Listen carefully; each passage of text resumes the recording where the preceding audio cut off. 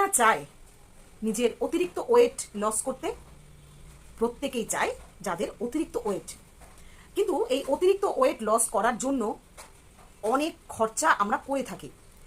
জিমে যাই, সাঁতারে যাই, ডাক্তারের পরামর্শ নিই, খাবারে নতুন নতুন চাট বানাই, এতে করে কম বেশি আমাদের বেশ খরচাও হয়ে যায়। মাসের শেষে পুঁজিতে টানও পড়ে যায়। তা এভাবেই যদি সারাটা জীবন পুঁজিতে টান পড়তে থাকে তাহলে একটা সময়ের পর সঞ্চয় বলে তো আর কিছু থাকলো না। যদি সেই জায়গায় দাঁড়িয়ে বিনা পয়সায় আপনাদের আমি একটা পদ্ধতি বলে দিতে পারি কিভাবে আপনারা নিজের ওয়েট কমাবেন, তাহলে কেমন হয় বলুন তো? নিশ্চয়ই আপনারা খুব আগ্রহী। দাঁড়ান, একটু ওয়েট করুন। আরও একটা টিপস আছে।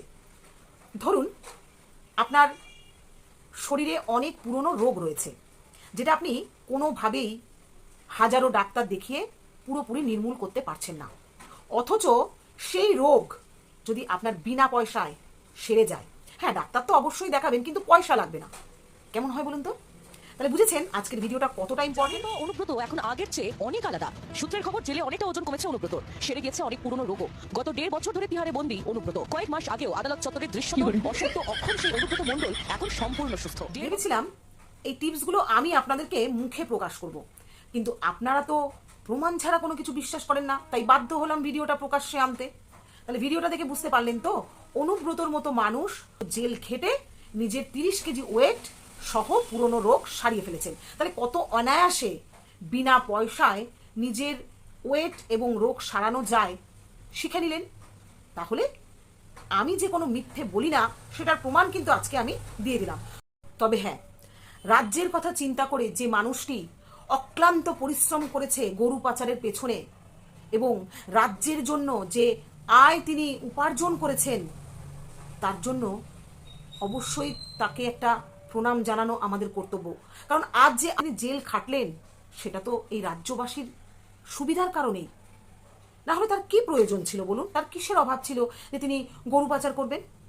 আমাদের স্বার্থেই তো করেছে, তাই প্রত্যেকের তাকে রেসপেক্ট জানানো উচিত। আর এরকম একটা মানুষ যে জেলে থাকলে তার সুবিধা অসুবিধাগুলো আর 5টা কয়েদিদের থেকে আলাদা হবে, এটাই স্বাভাবিক। তাই তাকে কেউ হিংসে করবেন না, তাকে রেসপেক্ট করুন, কারণ তিনি রেসপেক্টের পাত্র। দেখুন, রেসপেক্ট করছেন করুন, কিন্তু তাকে ফলো করে তার ভিডিও দেখে অনুপ্রাণিত হয়ে তার মতো আবার কিছু করতে যাবেন না, কারণ তার লেভেল আপনার লেভেলের মধ্যে অনেকটাই ফারাক।